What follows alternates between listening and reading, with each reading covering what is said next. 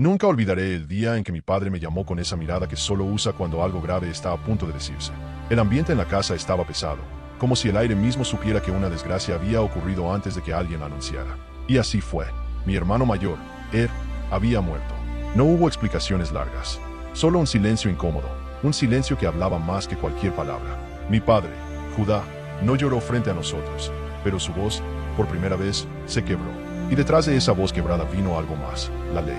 La ley que cayó sobre mí como si el peso de su anuncio aplastara cualquier esperanza de seguir viviendo mi vida en paz. La ley del levirato. Onán, me dijo, ahora debes tomar a Tamar como esposa para levantar descendencia a tu hermano. Apenas escuché su nombre, Tamar, algo dentro de mí se revolvió. No porque fuera una mala mujer. Al contrario, Tamar era noble, fuerte, digna. Pero no era mi esposa. Nunca imaginé tener que ocupar el lugar de mi hermano en algo tan íntimo, tan personal, tan decisivo para el futuro de nuestra familia. Y sin embargo, ahí estaba yo, sin derecho a decir que no. Era la tradición, era la ley de nuestro pueblo, era mi responsabilidad como segundo hijo. Pero lo que nadie sabía, ni siquiera mi padre, era lo que yo estaba sintiendo realmente. Por fuera sentí con respeto, como si aceptara mi deber sin problemas, pero por dentro, una resistencia invisible comenzaba a levantar sus primeras paredes. Me invadió una pregunta que no pude sacar de mi mente. ¿Por qué tengo que entregarle a otro la descendencia que saldrá de mí? Porque ese hijo, si llegaba a nacer, no sería mío. Llevaría el nombre de mi hermano muerto. Sería heredero de cosas que no me correspondían. Y sobre todo, ocuparía un lugar que yo, como segundo en la familia, esperaba algún día tener.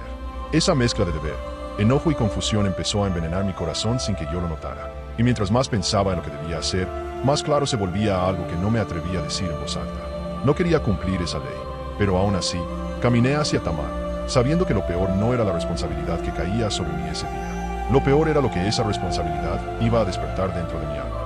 Desde el primer día que me uní a Tamar, algo dentro de mí ya estaba decidido, aunque yo mismo fingía que no. Mi padre creía que yo estaba cumpliendo con mi deber. Tamar también. Y quizás, si alguien me hubiera mirado a los ojos en aquel momento, habría creído lo mismo. Pero en mi interior estaba pasando algo completamente distinto. La verdad es que yo nunca tuve la intención de darle un hijo a mi hermano muerto. No es que odiara a él, pero no podía aceptar que parte de mi vida, parte de mi nombre, parte de mi herencia, terminar entregada a alguien que ya no estaba aquí. Era injusto, al menos así lo veía yo. Pero en lugar de enfrentar ese conflicto con honestidad, hice lo más fácil y lo más peligroso. Me mentí, me convencí de que no era tan grave. Me dije que era lo correcto, me repetí que nadie saldría lastimado. Y así, cada vez que entraba con Tamar, actuaba como si estuviera cumpliendo la ley, mientras en secreto evitaba darle lo que la ley realmente pedía.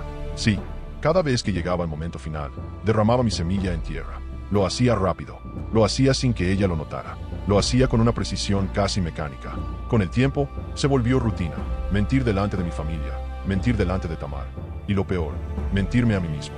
Pero aquí es donde empezó mi caída sin que yo lo supiera. Yo creía que estaba siendo inteligente, que estaba equilibrando las cosas, que estaba engañando una ley injusta, cuando en realidad, el único engañado era yo. Porque el problema nunca fue la acción física. El verdadero problema fue la corrupción interna que comenzó a formarse en mi corazón. Ese tipo de egoísmo silencioso que te hace ver tus decisiones equivocadas como si fueran justificadas. Y como pasa siempre, el autoengaño vino acompañado de una frase que repetía en mi cabeza. Esto no hará daño a nadie.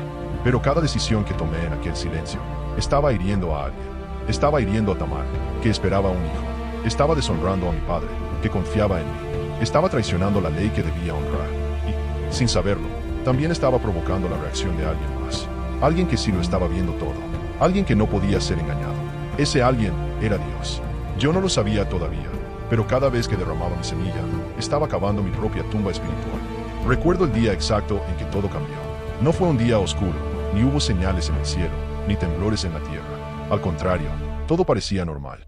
El tipo de normalidad que te hace creer que nada malo va a pasar, que tus decisiones ocultas están realmente ocultas, que tus mentiras están bien enterradas. Yo caminaba por el patio de la casa de mi padre con la falsa tranquilidad de quien cree que controla cada parte de su vida. Tamar estaba dentro, preparando las cosas como siempre. Y yo seguía convencido de que podía mantener ese juego para siempre. Hasta que sentí esa mirada. No era una mirada humana. No era la de Tamar. No era la de mi padre. Era esa sensación profunda, incómoda, casi eléctrica, como si algo invisible se hubiera detenido justo frente a mí y me hubiera arrancado la máscara de un solo golpe. En ese momento entendí algo que había ignorado por mucho tiempo. Puedes ocultar un pecado de las personas, pero nunca puedes ocultarlo de Dios. Y antes de que pudiera siquiera reaccionar, algo cayó sobre mí. No fue una voz, no fue un rayo, no fue un mensaje escrito en ninguna parte. Fue una certeza, una sentencia, una verdad imposible de evadir. Dios había visto todo. Dios había visto mi intención. Y Dios había visto mi rechazo deliberado a cumplir la ley. Porque esto era lo que yo nunca quise admitir. No fue un error, no fue una debilidad, no fue algo accidental. Fue decisión, una decisión repetida, fría, calculada y profundamente egoísta. Mis rodillas temblaron, aunque no sabía por qué. No estaba enfermo, no estaba herido, pero mi espíritu sí. Algo dentro de mí estaba siendo expuesto, desnudado, juzgado.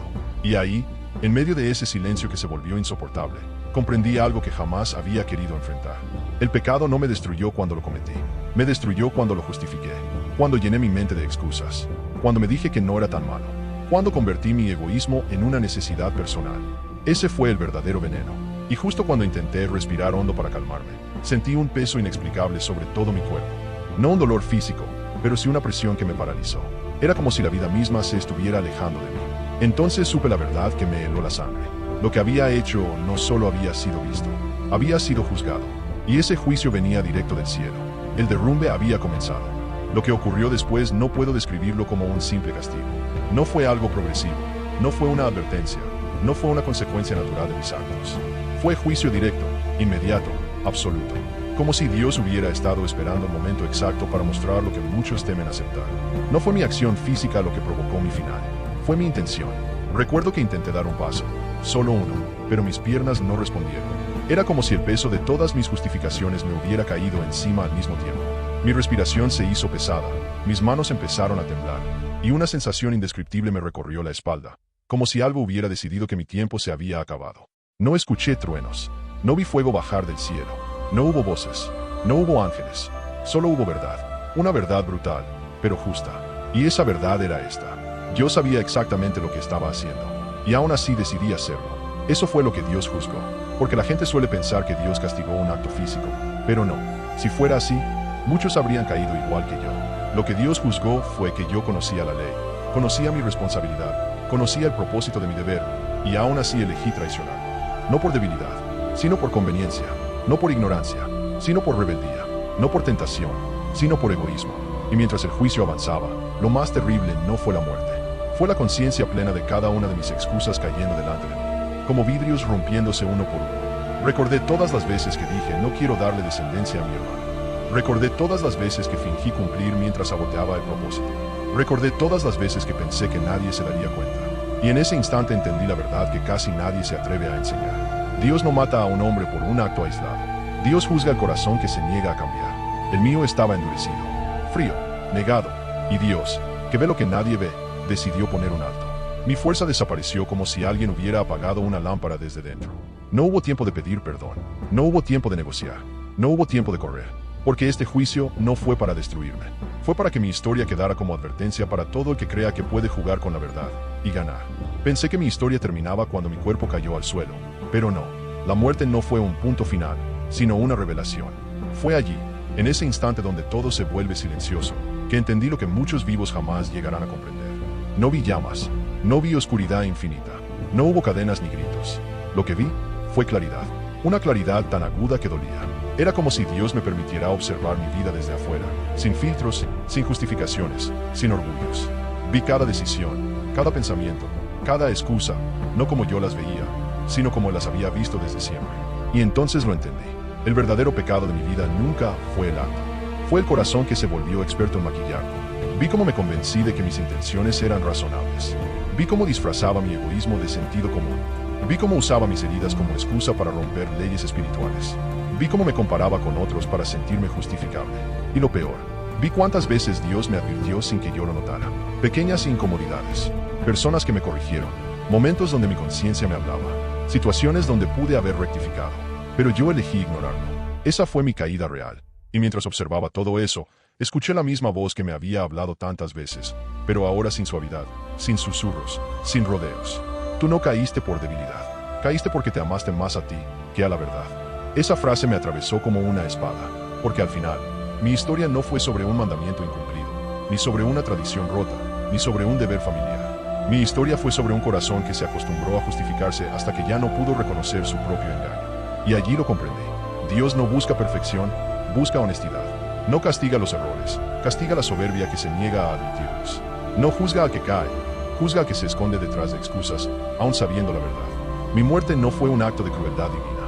Fue un mensaje, una advertencia escrita en letras que resuenan para toda generación que lea mi historia. Cursor blanco con forma de mano hacia la derecha, no juegues con lo que sabes que es verdad. Cursor blanco con forma de mano hacia la derecha, no te acostumbres a justificar lo que sabes que está mal.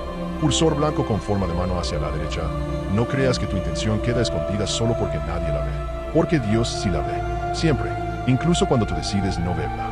Yo fui el ejemplo que nadie quiere ser. El recordatorio viviente, o mejor dicho, muerto, de que el pecado invisible es el más mortal. Y si hoy tengo voz más allá de mi final es para decirte esto, sin suavizar nada. No dejes que tu corazón se convierta en tu propio verdugo. Lo que yo aprendí tarde, tú aún estás a tiempo de corregirlo.